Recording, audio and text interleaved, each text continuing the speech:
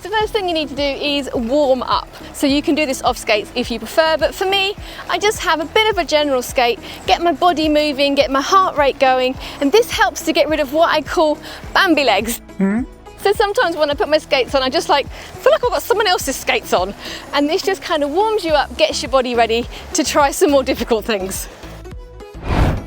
It's a really good idea to make a plan before you head out. That way you don't waste your session trying to work out what to do. So a great way to do this is to make a playlist of videos on YouTube. Obviously, some of mine in there as well. And that really helps you because it gives you a structure. So I would always recommend to start off with something that you know, that builds your confidence, and then move on to stuff that you find slightly more difficult. When you're thinking about trying a new move, bear in mind that a lot of moves require you to have already unlocked some skills.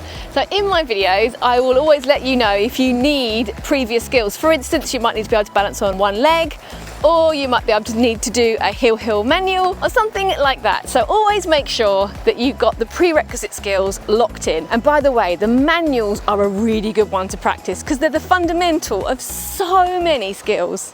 Just a quick thing, I promise. I've recently updated my website showing a curated list of roller skates, balls and bearings that I recommend, and of course, Skatie t-shirts.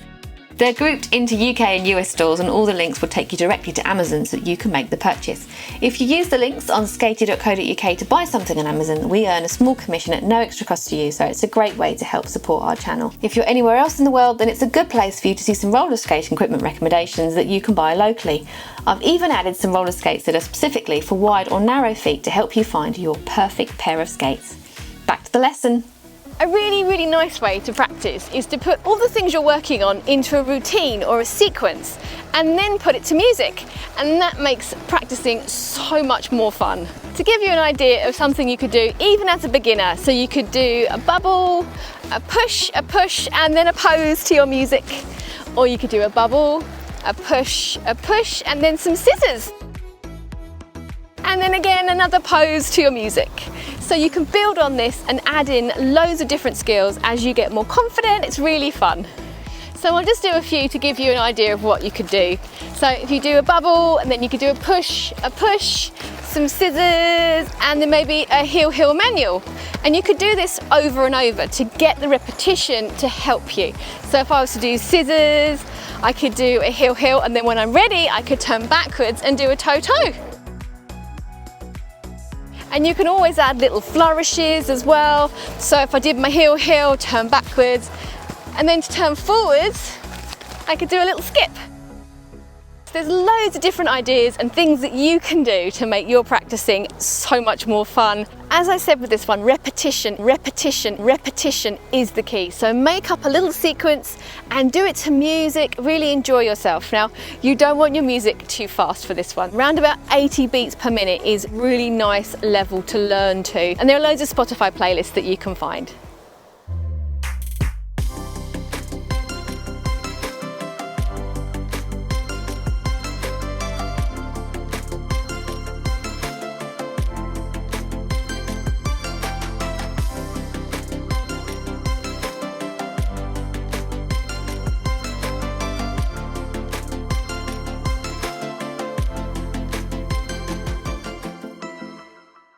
My last tip is know when to stop.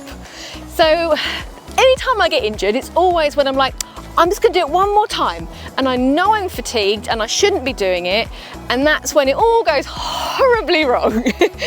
So listen to your body. If you're tired, stop. And the same works for if you're frustrated. If you're trying to do a move and you're like, it's just not happening, scrap it.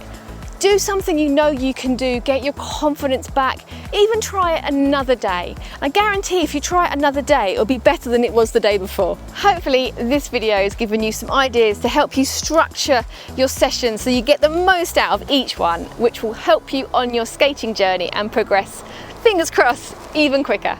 I'm Katie, you've been watching Skatie, and I'll see you next time. Bye!